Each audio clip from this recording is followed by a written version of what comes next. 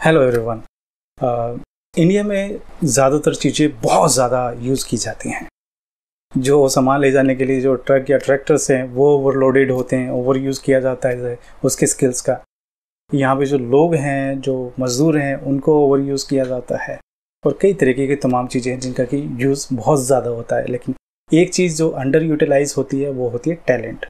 Talent को यहाँ पे सबसे नीचे की श्रेणी में रखा गया है, क्योंकि टैलेंट जो है वो किसी काम का नहीं होता, उससे कोई पैसे नहीं आते। आप अगर किसी कंपनी में काम कर रहे हैं तो आप कंपनी के ज़्यादा काम करके ज़्यादा पैसे अर्न कर सकते हैं, लेकिन टैलेंट आपको कुछ भी नहीं देता। टैलेंट माँ बाप के लिए भी ज़्यादा खुशी की चीज़ नहीं होती है कि अगर एक बच्चे में टैलेंट है तो उसके माँ बाप ज़्यादा खुश होंगे। ओवर यूज़ का एक और एग्जांपल है कि जो हमारे इंडिया में टेलीकॉम सेक्टर है वो मोबाइल कवरेज के लिए जो टावर यूज़ करता है वो भी ओवर यूज़ होता है। ओवर यूज़ टावर नहीं कि टावर बहुत ज़्यादा बना दिए। अरे यहाँ पे तो खर्चों को बचाया जाता है भाई। जहाँ पे 100 टावर लगाने हैं वहाँ पे 50 टावर लगा के काम चला दिया जाता है। उसके रेडिएशन को, उसकी फ्रिक्वेंसी को बढ़ा दिया जाता है ताकि ज़्यादा कवरेज मिल जाए। और उस रेडिएशन की वजह से उस पर आसपास रहने वाले लोगों को कितना नुकसान होता है वो आप नहीं जानते। लोग तो टेंडर ढूंढते हैं कि भाई हमारे घर पे मोबाइल का टावर लगा दो, हमारे घर पे मोबाइल का टावर लगा दो। और उस मोबाइल के टावर से क्या होता है ये देखिएगा कि जहाँ पे जिसके पास ही मोबाइल का टावर है उसके यहाँ आसपास के लोग ज़्यादा बीमार रहते हैं, कई तरीके की बीमारियाँ होती हैं। और रेडिएशन की ऐसी बीमारी होती है जो किसी मेडिकल इंस्ट्रूमेंट, जो किसी डायग्नोसिस सेंटर में भी वो डायग्नोज नहीं हो सकती। आपको पता ही नहीं लगेगा कि ये मोबाइल के रेडिएशन की वजह से ये चीज़ हुई है। तो आप पूरी ज़िंदगी अंधेरे में रहते हैं, परेशान रहते हैं, बीमार रहते हैं और डॉक्टर पे जाते हैं, हॉस्पिटल पे जाते हैं, अपना पैसा, समय, एनर्जी तीनों बर्बाद करते हैं। आप अपनी सेहत और शरीर भी बर्बाद करते हैं। तो ओवर यूज़ का इससे बड़ा एग्जांपल मुझे नहीं लगता कि कोई होगा। चाय, कॉफ़ी, कोल्ड ड्रिंक जो बेवरेजेस यूज़ करते हैं वो इतनी ज़्यादा यूज़ करते हैं कि उससे लोग डायबिटिक हो रहे हैं, डायबिटीज़ उनको हो रही है। और उस डायबिटीज़ को ठीक कराने के लिए जो डॉक्टर के पास दवाई लेने जाते हैं, उन दवाइयों का ओवर यूज़ उनको और डायबिटिक बनाता है। वो दवाइयों डायबिटीज़ को ठीक नहीं करती, वो डायबिटीज़ को और बढ़ाती हैं। और फिर फार्मा कंपनियां और इंडस्ट्री ये कहती है कि इंडिया डायबिटिक नंबर 1 डायबिटिक है, उसको ये करना चाहिए, उसको हेल्थ केयर सुधारना चाहिए ताकि डायबिटीज़ से ठीक हो सके लोग। हर दूसरा व्यक्ति डायबिटीज़ है, बच्चों को भी डायबिटीज़ हो रही है। तो इस तरीके की चीज़ों में और जाल में हम फंसते जाते हैं। हम अपनी सेहत का ख्याल नहीं रखते और हम आयुर्वेद को नहीं देखते। आयुर्वेद को अगर देखें तो इस तरह की चीज़ें हमें एक्सपीरियंस ही ना करनी पड़े। 10% of people who start statin, their blood sugar starts going up. 10% of statin users become diabetic. So 11 million people take statins in India and 1.1 million diabetics are added every year. Then we proclaim on the other hand by the diabetic drug people, is that India is the capital of diabetes of the world. False. The truth is India is the best country to have diabetes because Americans are following Indian rice diet for diabetes. South Indian rice diet. Idlis in the morning, brown rice in the afternoon and brown rice in the evening and a little fruits here and there 6 times a day, 8:30, 10:30, 12:30, 3:30, 6:30, 9:30. Small feeds. And don't ever see wheat because wheat contains gluten. Gluten goes directly to the pancreas and maintains your diabetes. If you're a diabetic, wheat maintains your diabetes. Good to know because we want diabetes to be maintained. This is mongering. उसी तरीके से India का जो corruption है वो भी high पे पहुंच चुका है। बहुत ही ज़्यादा तरीके से यूज़ हो रहा है करप्शन। घूसखोरी, जमाखोरी, काम चोरी इंडिया में बहुत ज़्यादा यूज़ हो रही है, इस्तेमाल हो रही है। और जिसके नतीजे आप खुद देखते हैं, स्वयं देखते हैं।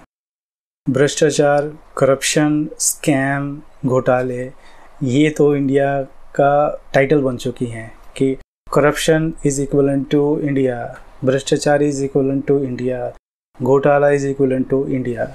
तो इस तरीके से हम कहाँ जा रहे हैं, किस दिशा में जा रहे हैं। एक इंडिया का एक नाम होता था, उसको एक प्रतिष्ठित दृष्टि से देखा जाता था, लेकिन आज इंडिया को करप्शन में देखा जाता है। इंडिया का चेहरा करप्शन दिखाई देता है।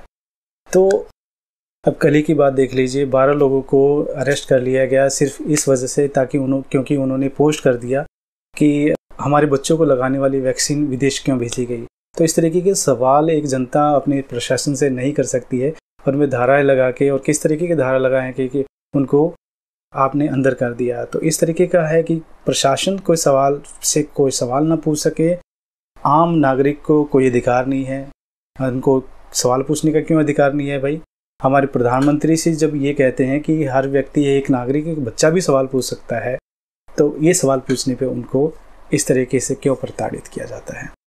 मैं जवाबदेह हूँ, अकाउंटेबल, और इस देश की जनता को मेरे पल पल का हिसाब मांगने का अधिकार है, मेरी हर सोच का जवाब मांगने का अधिकार है। I am committed to democracy. मैं कोई किसी अमीर बाप का बेटा नहीं हूँ, मैं किसी प्रधानमंत्री का बेटा नहीं हूँ, मैं सामान्य इंसान हूँ और जनता को जवाबदेह हूँ। छोटे से छोटे बच्चे को भी मोदी का हिसाब मांगने का अधिकार है। उसे सत्ता को क्वेश्चन करने का भी अधिकार हो, और यही लोकतंत्र की बुनियाद है। और हम उस दिशा में जितनी तेज गति से काम करेंगे, उतना लोकतंत्र के प्रति लोगों का विश्वास और बढ़ेगा। जो लोग बयानबाजी करके राजनीति उल्लू सीधा करने की कोशिश कर रहे हैं, देशवासियों, जिन्होंने 40-42 साल तक जो काम नहीं किया, उनको एक भी सवाल पूछने का अधिकार है क्या? जरा पूरी ताकत से जवाब दो मुझे। जिन्होंने खुद ने नहीं किया, उनको सवाल पूछने का हक है क्या? देश को गुमराह करने का हक है क्या? जवानों के नाम पर बोलने का हक है क्या? अरे आप लोगों का पाप था कि आप लोगों ने 40-42 तक पर काम नहीं किया, आज हमारा हिसाब मांग रहे हो। तो आप अपनी ही बातों को कह के अपनी ही बातों से मुकर रहे हैं। कथनी और कहनी में अंतर है, तो ये कहाँ तक सही है? चलिए, आप एक व्यक्ति को चुप कर रहे हैं, 12 व्यक्तियों को चुप कर रहे हैं, लेकिन पूरा देश तो देख रहा है, पूरा वर्ल्ड तो देख रहा है।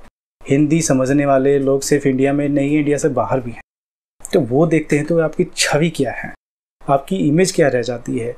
आपके इतने सारे वक्तव्य हैं, इतने सारे भाषण हैं, जिसमें कि आपने पहले कुछ और किया है, बाद में कुछ और किया है, पहले कुछ और कहा है, बाद में कुछ और कह रहे हैं।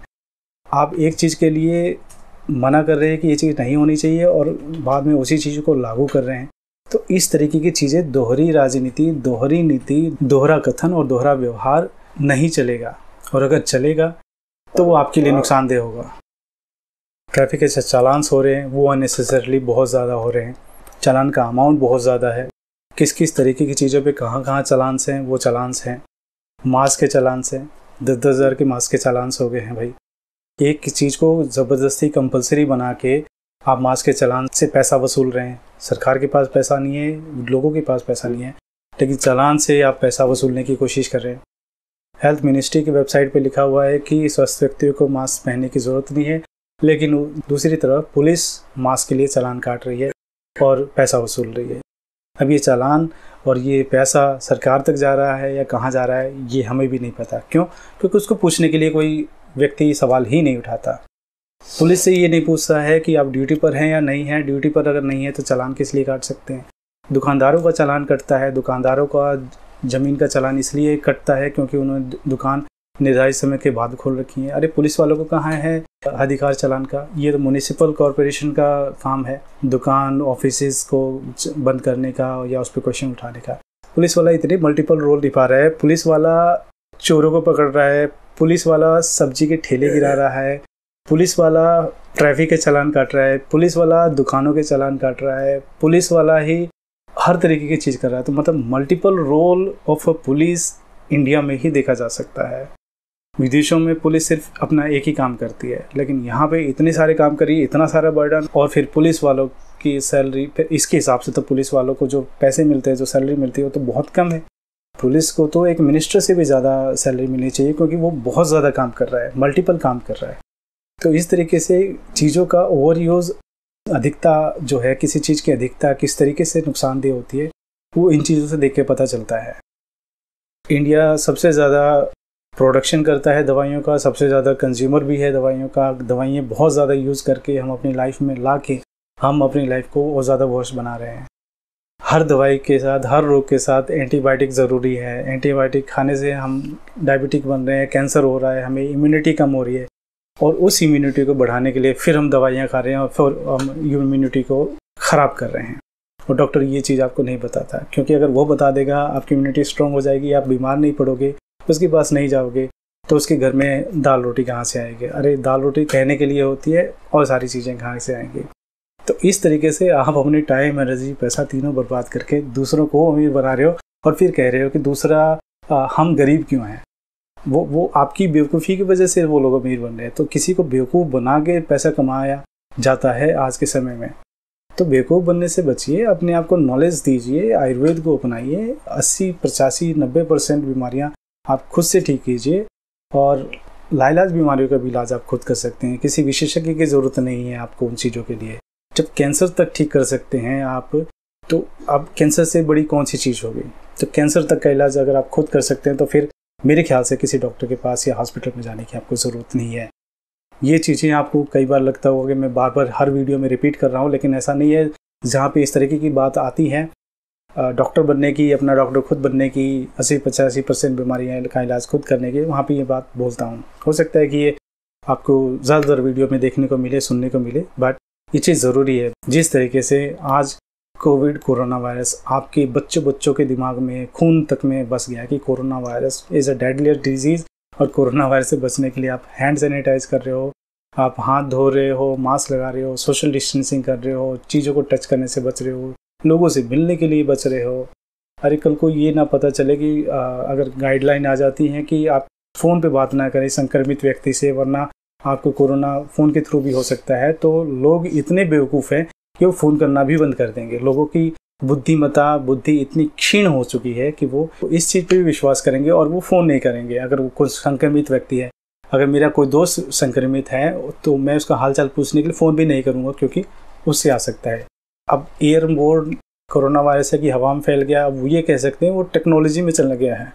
तो technological corona virus, Indian variant, मतलब लोगों को कितना बेवकूफ़ बनाया जा सकता है वो इसी बात से पता चलता है। तो ये आपकी समझदारी है, आप क्या करना चाहते हैं। अगर ठीक होना चाहते हैं तो आयुर्वेद को अपनाएं, जाने, पढ़ें, उस पर रिसर्च करें, उसकी वीडियोस देखें, उसकी किताबों को पढ़ें। अष्टांग संग्रहम, अष्टांग हृदयम, इतनी बुक्स हैं जो कि आपको इसकी नॉलेज देंगी। तो बहुत सारे ऋषि मुनि हुए हैं, चरक हैं, वाग्भट हैं, सुश्रुतु हैं, इन सब से आप जानिए वेद के बारे में, आयुर्वेद के बारे में। अभी हमारे जो रिसेंट जिन पे मैं रिसर्च कर रहा हूँ, सुन रहा हूँ, समझ रहा हूँ, राजीव दीक्षित हैं, उसमें सबसे नंबर 1 पे। उसके बाद आप BM हेगड़े हैं। उसके बाद तीसरा जो करंटली में जो अभी ज़मीनी लेवल पे काम कर रहे हैं वो डॉक्टर विश्वरूप राय चौधरी। आप उनको सुनिए। इन तीनों को लोगों को सुन लिया तो आप आधे क्या पूरे डॉक्टर हो जाएंगे, 99% डॉक्टर हो जाएंगे, और अपने फैमिली का, अपने परिजनों का, अपने दोस्तों का इलाज खुद कर सकेंगे, खुद भी स्वस्थ रह सकेंगे। तो स्वस्थ रहिए, डॉक्टर के पास, अस्पताल में जाने से, मेडिकल इक्विपमेंट से पैसा खर्च करने से बचिए। तो ये अगर आपको लगता है कि इस वीडियो से आपको कुछ जानकारी हासिल हुई है और दूसरों के काम आ सकती है, इस वीडियो को लाइक करने के बाद आप शेयर ज़रूर करें ताकि दोनों को भी फ़ायदा मिल जाए। अगर आपने सब्सक्राइब नहीं किया है हमारे चैनल को तो सब्सक्राइब कर लें ताकि आपको वीडियो दोबारा मिल सके अगर हम कोई और वीडियो अपलोड करते हैं तो। इन वीडियो को बनाने के लिए बहुत मेहनत करते हैं हम लोग, तो इसका आपको सपोर्ट करना और लाइक कीजिए, सब्सक्राइब करिए और शेयर भी कीजिए। धन्यवाद आज के लिए। मिलते हैं अगले वीडियो में किसी अलग नए टॉपिक के ऊपर, तो तब तक के लिए धन्यवाद, नमस्कार।